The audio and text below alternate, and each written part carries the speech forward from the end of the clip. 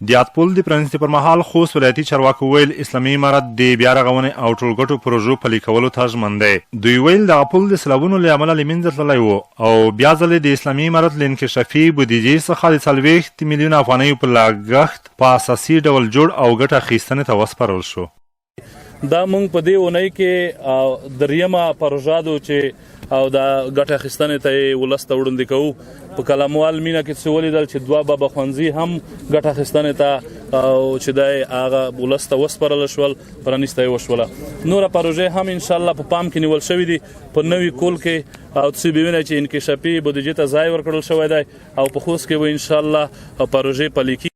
سیموال وایي چې دغه پل باندې د هوایي میدان او 2 ولسوالیو اسماعیل خیل او تڼۍ ولسوالۍ خلک تګ راتګ کوي چې په جوړېدو سره د سیمو خلکو ته په اړونده برخه کې سهولتونه رامنځته شول. نور پلونه په دغه دنده چې شو هغه اوبه وړي دي، خو دا پال چې جوړ شو د سمال خیل منځي اکثره ستونزې حل کړي.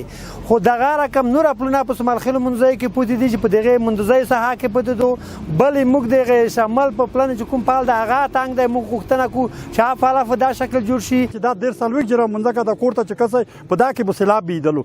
نو اوس موږ دغه دولت نه دغه شرکت نه خرشول یو چې داسې اساسي فعالیت جوړ کړو چې خدای دې وکړي چې په ټول خاص کې موږ ته نه خپل خراب دي او نه خپل دا رقم ته جوړ کی. دا پال چې موږ ته جوړ شو کنه موږ ډېر خرشول یو لګنا ډېر خرشول یو. مخکې به موږ د څو ولسوالیو خلک تڼۍ او اسماعیل خیل او ډاډوال او دلپره دا خلک په دا منطقات تلل. موږ مثال ډېر د مشکل سره مخامخ اوس موږ د اسلامي امارت نه ډېر خرشول یو ډېر لګنا ډېر خرشول. د یادولو وړ ده چې یادپل د خوست ولایت د اسماعیل خیل او امندوزۍ ولسوالۍ اړوند د مشکون په خور باندې د 15 مترو په اوږدوالي 10 مترو په پلنوالي 15 مترو په جګوالي او ورسره دواړو خواو ته د 250 مترو په اوږدوالي سندي دیوالونه هم شامل دي چې د قرارداد مطابق په ټاکلي موده کې په اساسي بڼه ورغول شو.